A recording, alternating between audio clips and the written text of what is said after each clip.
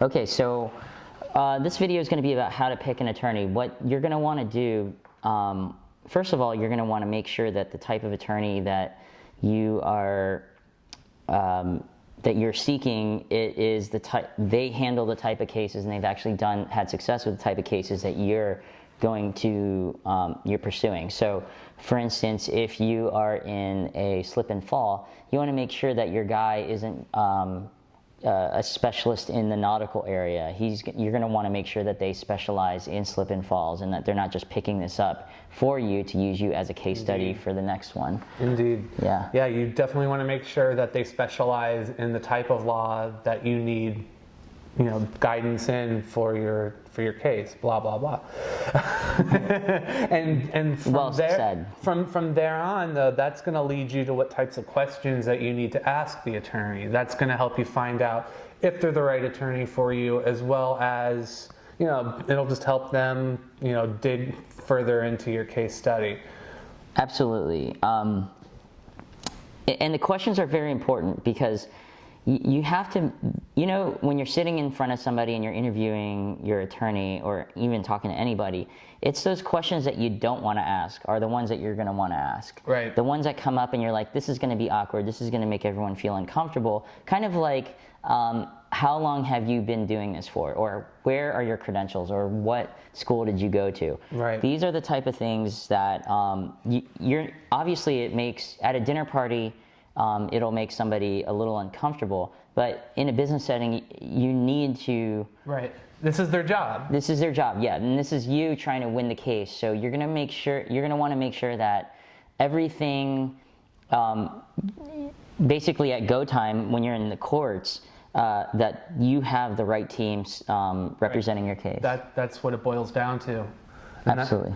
And then, if in case you don't have the right attorney, can you fire them?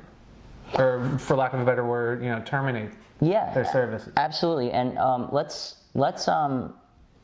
to let you speak on this one because I think you have more expertise in this area. Well, I've never fired an attorney, and I've never been fired as an attorney, but yeah, I mean, there's a lot of instances when people are, you know, dissatisfied with their attorneys, and they either go to, you know, seek counsel elsewhere, or right here, some people foolishly or negligently try to represent themselves. I've seen quite a few depositions where people try to represent themselves. It's not a pleasant experience for that person. They usually wind up like making matters worse, and it winds up on YouTube and everybody's laughing at them. Absolutely. Check out Gidget Lewis for an example. Great, absolutely. Last but not least, but can I represent myself, or can you represent yourself? In the court of law and in the United States Constitution, you can represent yourself. However, is it always smart to do so? Well, to be honest, the court, as much as this is all about justice and it's all about making sure that the right thing happens, there is a level of competition involved, and your attorney is being hired to do all of the legwork of the research and putting it all together and compiling it and making sure that they stay totally and completely objective about the case.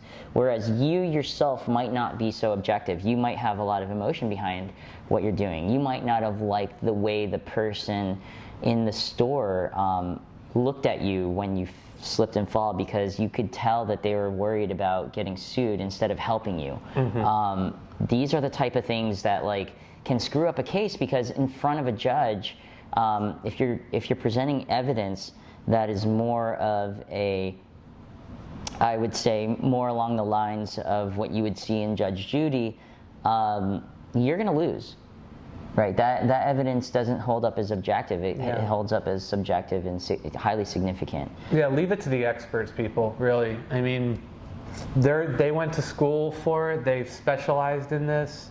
They're going to think of a million different things that you never would have thought of to, help your case out. Absolutely. I agree. I really do agree. So, and this is something that they do every single day. So it's like... Every day. Right. So if you're doing, for instance, like, that when you set up, install a computer program, it takes you however long it takes you to do it. Well, thing is if you brought it to a computer place to get it installed, they take like 5 minutes to get it done, and it's because they do it all the time. So basically you're saying is like everything you do is going to take 10 times the amount of effort and time that it would take to get something done, whereas they can get things done quite rapidly and be able to analyze that information, and speed is actually your friend when it comes to building up a case before showtime.